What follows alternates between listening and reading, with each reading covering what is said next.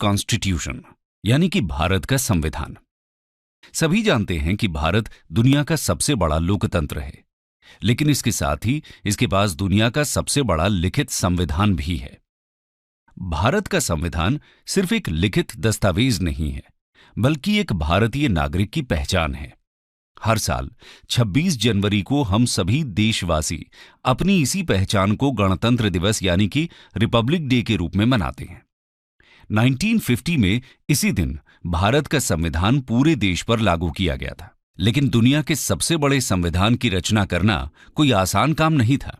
ये उन लोगों की कड़ी मेहनत का फल था जिन्होंने इसकी कल्पना कर कुल 2 साल 11 महीने और 18 दिन का समय लेकर इसे एक लिखित रूप दिया था।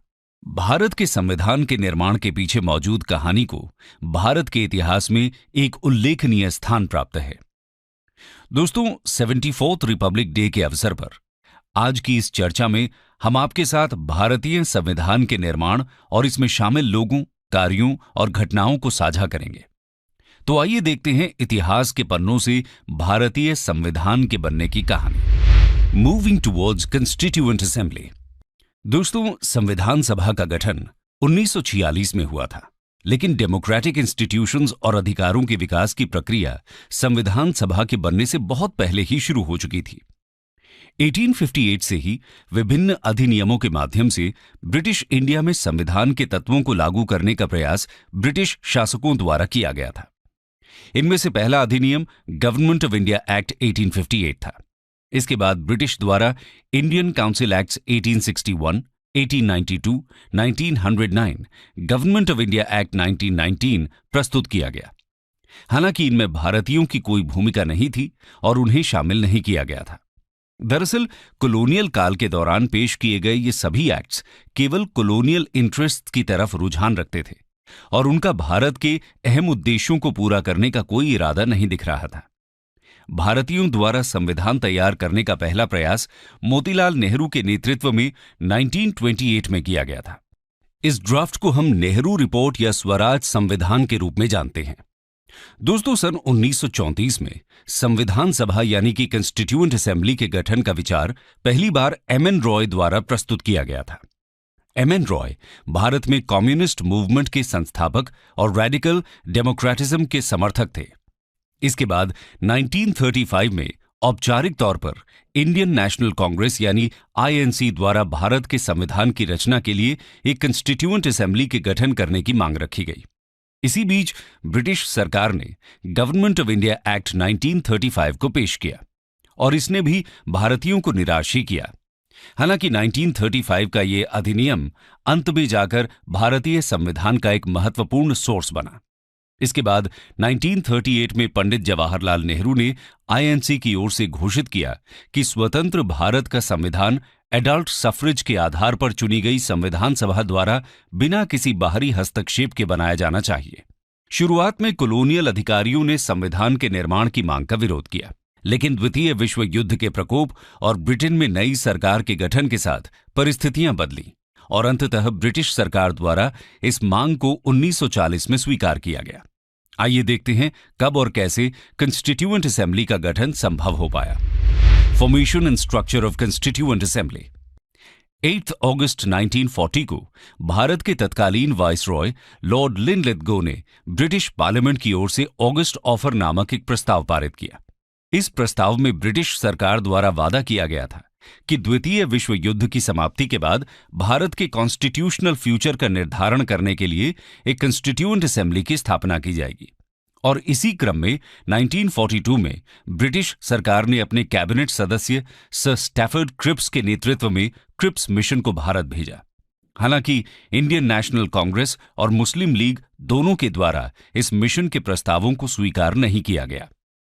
जहां एक तरफ आईएनसी ब्रिटिश द्वारा ऑफर किए गए डोमिनियन स्टेटस के पक्ष में नहीं थी, वहीं दूसरी ओर मुस्लिम लीग 2 ऑटोनोमस स्टेट्स और 2 संविधान सभा के गठन की मांग कर रही थी। परिणाम स्वरूप क्रिप्स मिशन असफल हो गया। इसके बाद सन 1946 में ब्रिटिश सरकार ने कैबिनेट सदस्यों का एक और प्रतिनिधिमंडल भारत भेजा, जिसे कैबिनेट मिशन प्लान के रूप में जाना जाता है। इसमें 3 कैबिनेट सदस्य शामिल थे, पहले लॉर्ड पैथिक लॉरेंस, दूसरे सर स्टैफर्ड क्रिप्स और तीसरे मिस्टर एवी अलेक्जेंडर। ये कैबिनेट मिशन ही था जिसके प्रस्ताव से भारतीय संविधान के निर्माण हेतु एक बुनियादी ढांचा तैयार किया गया और इसे संविधान सभा का नाम दिया गया। इस मिशन के अनुसार सभी प्रोविंसेस और प्रिंसली स्टेट्स के संबंधित जनसंख्या के अनुपात में असेंबली में सीट्स प्रदान की जाएंगी। लगभग हर 10 लाख की आबादी पर एक सीट आवंटित की गई थी। संविधान सभा में कुल 389 सीट्स थीं और इनमें से 296 सीट्स ब्रिटिश इंडिया के लिए और शेष 93 सीट्स प्रिंसली स्टेट्स के लिए आवंटित हुईं।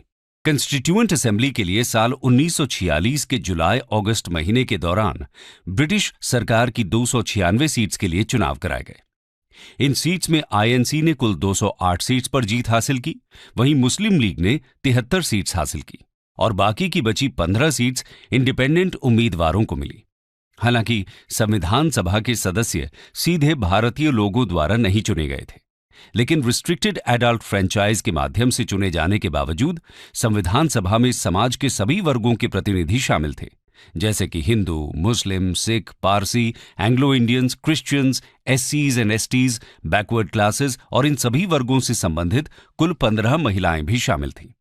और इस प्रकार कई मुश्किलों के बाद अंततः संविधान सभा का गठन हो ही गया। दोस्तों, हम सभी जानते हैं कि भारत का संविधान एक लंबी प्रक्रिया और विचार विमर्श का परिणाम है और इस विचार विमर्श की कहानी शुरू होती है कंस्टिट्यूएंट असेंबली की पहली बैठक से। आइए देखते हैं भारतीय संविधान के निर्माण में इस संविधान सभा की क्या भूमिका रही। Role of the constituent assembly in making of the Indian constitution 1946 to 1949। दोस्तों, आखिरकार वो ऐतिहासिक दिन आ ही गया जिसका इंतजार संविधान सभा के गठन का प्रयास करने वाले सभी राष्ट्रवादियों को था। 9 दिसंबर 1946 ये वही दिन था जब संविधान सभा की पहली बैठक के लिए सभी प्रतिनिधि कॉन्स्टिट्यूशन हॉल पहुंच गए। हिंदुस्तान का एक नया रूप देने के लिए और नए संविधान को एक आकार देने के लिए भारत की सभी महत्वपूर्ण हस्तियां वहां मौजूद थीं। लेकिन मुस्लिम लीग ने इस बैठक का पूर्ण बहिष्कार किया था। इसके साथ ही दो अहम लोग वहां नहीं थे, महात्मा गांधी और मोहम्मद अली जिन्ना। इस प्रकार बैठक में केवल 211 सदस्यों ने ही भाग लिया।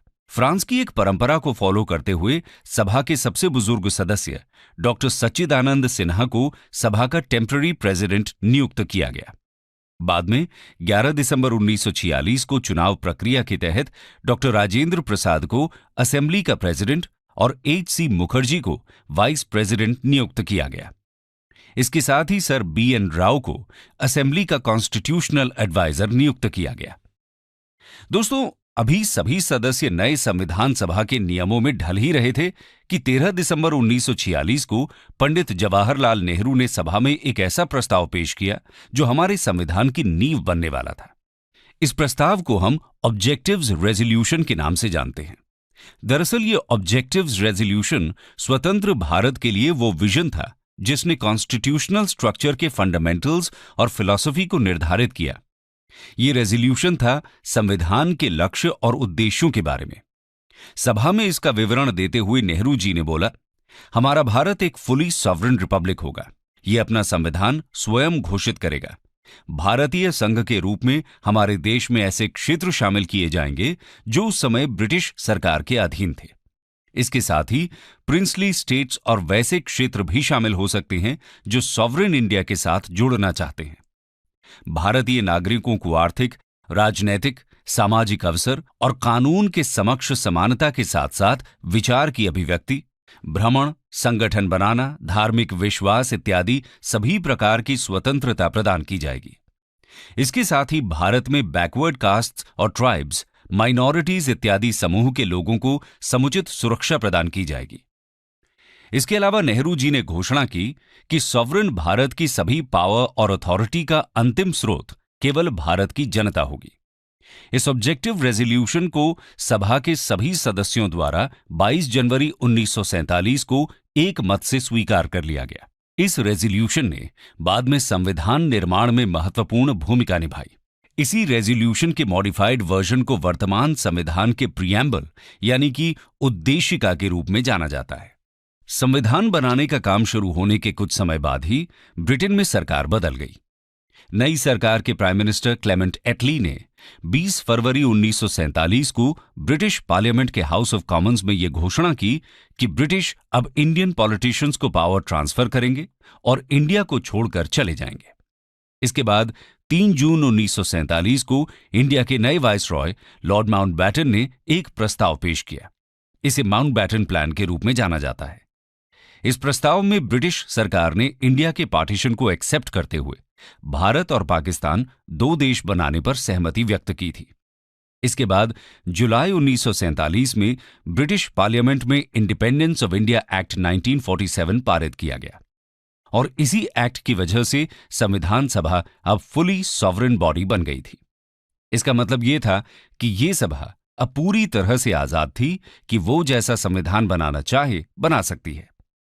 चूंकि इसके साथ भारत का विभाजन भी हो गया था, तो सभा की सदस्यता 389 से घटकर 299 रह गई, क्योंकि काफी सारे प्रोविंसेस अब भारत का हिस्सा नहीं रहे थे। इसके साथ ही संविधान सभा अब एक लेजिस्लेटिव बॉडी बन चुकी थी। इसका मतलब यह था कि अब सभा के पास संविधान का निर्माण करने के अलावा एक और कार्य था, और वो था देश के लिए सामान्य कानून को अधिनियमित करना। और इसी कारण कंस्टिट्यूएंट असेंबली को इंडिया का पहला पार्लियामेंट कहा जाता है। जब यह सभा संविधान बनाने का कार्य करती थी तो इसके प्रेसिडेंट होते थे डॉक्टर राजेंद्र प्रसाद। वहीं दूसरी ओर जब यह सभा अपने लेजिस्लेटिव फंक्शन का कार्य निभा रही होती थी तो इसके प्रेसिडेंट होते थे जीवी मावलंकर। सभा के ये दोनों कार्य 26 नवंबर 1949 तक चले। दोस्तों, किसी भी प्रकार के मिसमैनेजमेंट से बचने के लिए और काम के बोझ को संतुलित करने के लिए संविधान सभा ने विभिन्न समितियों यानी कि कमिटीज का गठन किया था। उन सभी समितियों में से 8 मुख्य समितियां थीं। उन 8 समितियों में सबसे अत्यधिक महत्वपूर्ण समिति थी ड्राफ्टिंग कमेटी। इस समिति को विभिन्न समितियों के प्रस्तावों को ध्यान में रखकर भारत के संविधान का ड्राफ्ट तैयार करने का मुख्य कार्य सौंपा गया था। आइए इस समिति की भूमिका पर एक नजर डालते हैं। The drafting committee of the constituent assembly. दोस्तों, ड्राफ्टिंग कमेटी का गठन 29 अगस्त 1947 को हुआ था। इस समिति में सभा के 7 सदस्य शामिल थे। इनमें समिति के अध्यक्ष के रूप में डॉक्टर B.R. अम्बेडकर के अलावा doctor K.M. Munshi, Syed Mohammad Saadulla, N. Madhavrao, N. Gopalaswami Ayyangar, Alladi Krishnaswami Iyer और T.T. कृष्णमाचारी शामिल थे। समिति ने 6 महीने से कम की अवधि में पहला ड्राफ्ट तैयार कर फरवरी 1948 में इसे प्रकाशित किया। इसके साथ ही भारत के लोगों को ड्राफ्ट में संशोधन पर चर्चा करने के लिए 8 महीने का समय दिया गया और लोगों द्वारा बताए गए संशोधनों, आलोचनाओं और सुझावों को ध्यान में रखते हुए समिति ने संविधान का दूसरा ड्राफ्ट अक्टूबर 1948 में प्रकाशित किया। अंततः 4 नवंबर 1948 को